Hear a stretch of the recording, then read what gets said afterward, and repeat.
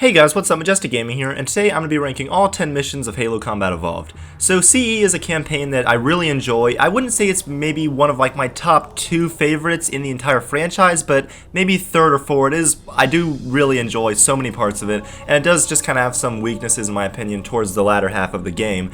But you can't deny that it's filled with some of the most iconic levels in any video game franchise of all time. So obviously keep in mind this is all my opinion, so don't forget to tell me your favorite and least favorite missions down below. And I am planning on doing this for all the Halo campaigns in the future, so look forward to that. And I've already done it for Halo 3 ODSTs, so check the description for a link to that video. Without further ado, let's get into the list.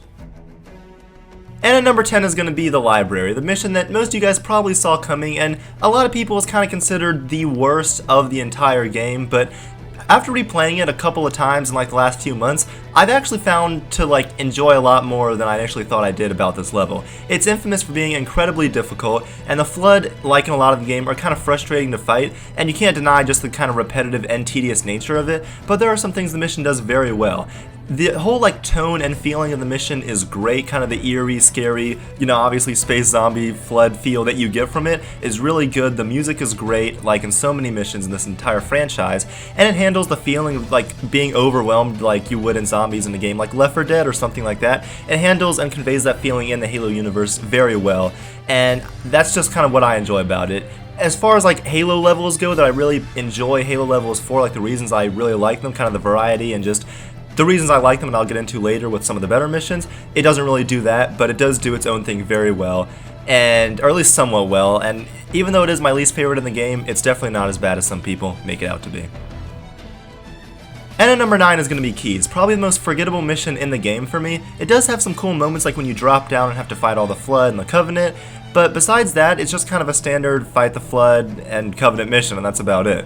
Being back on the Truth and Reconciliation is kind of cool, but it's just not super entertaining or impactful to revisit. Obviously, Halo does that throughout some of their campaigns where you revisit previous parts, but normally that's done to kind of make it show kind of the drastic difference, either story implications or add to the level design or something like that. And for me, it just really didn't do that here, besides the fact that the Flood are here.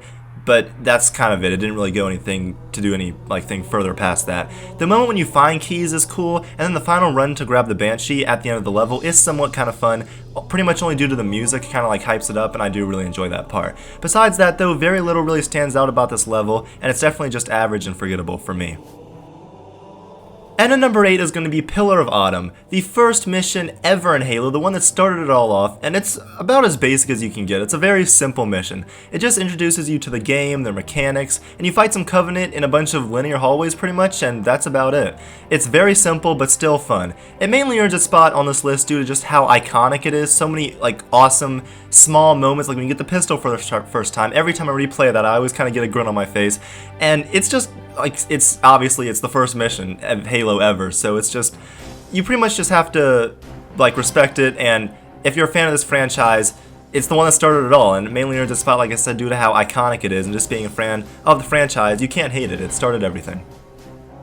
At number 7 is 343 Guilty Spark, which is a very memorable mission basically due to one thing, the Flood. This was the first ever in the Halo franchise, first ever introduction to them, and it was the first time I played it, I was kind of confused, but I was this is really cool. The atmosphere outside and inside the facility, especially when you discover the Flood, is really creepy, and the music is perfect, especially that cutscene with Johnson where they discover him and Master Chief watches it. That's awesome. The mission design here is pretty basic, and this is one of, in my opinion, the worst offenders of the repetitive rooms, and it does kind of get confusing and just kind of repetitive and tedious. It's pretty standard going back and replaying it, not too much, but the fact that this is the first time you're ever introduced to the Flood, and they're introduced in a very cool way, and that first time was just so incredible and scary that it has to have a decent spot on this list. It also really, for me, never got too frustrating. Once again, the facility was a slightly more interesting setting than some of the other Flood ones, and the ending with the mission where you kind of don't really have a direct objective, but you do end up at the facility at the end of the level, I thought was really cool and a pretty memorable way to end the mission. At number 6 is Truth and Reconciliation. So this is another very well-known mission, which starts with another super iconic sequence, which is the sniper sequence at the beginning of the mission, which for me really never gets old. It's cool, it's iconic, I just really enjoy it. Then you go into the actual ship, which was a really cool experience the first time, especially just seeing the visuals of it and fighting the camo elites and just seeing all the different kind of Covenant variety inside of the ship was really cool. But aside from that, really the mission is pretty standard, not too much really going on or to discuss. It can get a little draining towards the end, but it mostly stays pretty fun and entertaining, and for me there's just no forgetting those first 10 minutes.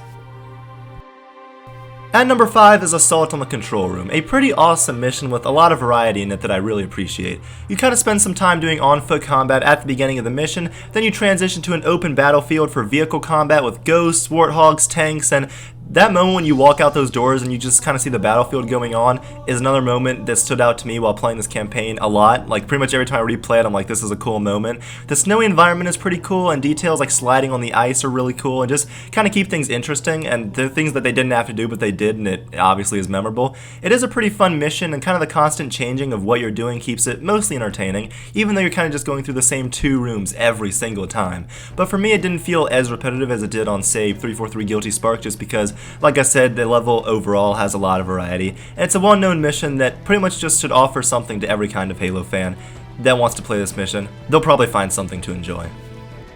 At number 4 is the Maw, the final mission in the game, and one that I really enjoy. Revisiting the Autumn is a kind of a nice touch for this mission, and the mix of Sentinels, Flood, and Covenant in the mission kind of makes it feel pretty fresh. It also has a more unique objective in it, since you have to blow up the fusion reactors yourself, and really any way you want. You can use a rocket launcher, a grenade, or just anything you can do to blow up the fusion reactors.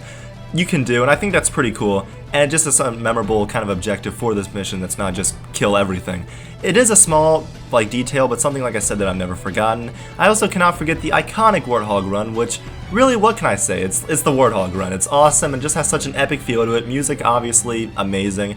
I'll never complain about replaying this mission. I just really enjoy it, and for me it was a great ending to a pretty awesome campaign. And at number 3 is 2 Betrayals, which this is, for me, a really awesome mission that pretty much just is Assault on the Control Room, but backwards. However, this time there's Flood and just has a completely different and more intense tone to it than it did the first time. When I was talking earlier about revisiting missions with different locations, making it more interesting the second time, this is one of the best examples in the franchise for me.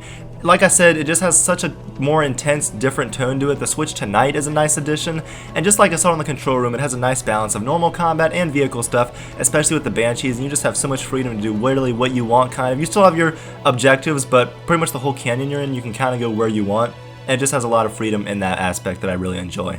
The Flood also surprisingly aren't ever really horrible to fight here, and most of the time are pretty fun. It also just offers so much freedom that it's not hard to adore this mission, even if it can be a bit long at points. And the runner-up is going to be the second mission of the game, Halo. This is a famous mission that is incredibly simple but just so much fun. The awe of stepping out of the escape pod after crashing onto the ring and exploring this new world for the first time while fighting the initial wave of Covenant and seeing the Banshees is just so awesome, so iconic. It's a feeling for me that few games have ever captured, and I just love it. The Warthog combat is fun inside the cave, and then, when you leave, you get this moment.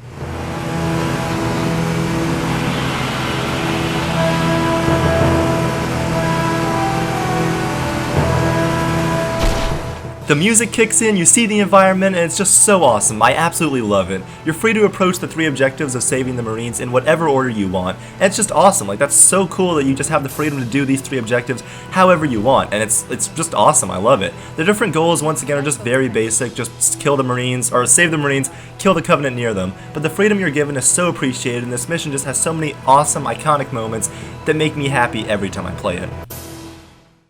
And at number 1 is going to be the Silent Cartographer. For me, probably the most Halo feeling out of any of these missions, and one of the most iconic missions in the entire franchise. You start with such a great moment of storming the beach with all of the Marines to great music. It's just pure Halo run and gun enjoyment, and it's awesome. I love it. Then you're given the Warthog, and you pretty much just have the freedom to go around this island exploring at your own pace, really doing whatever you want.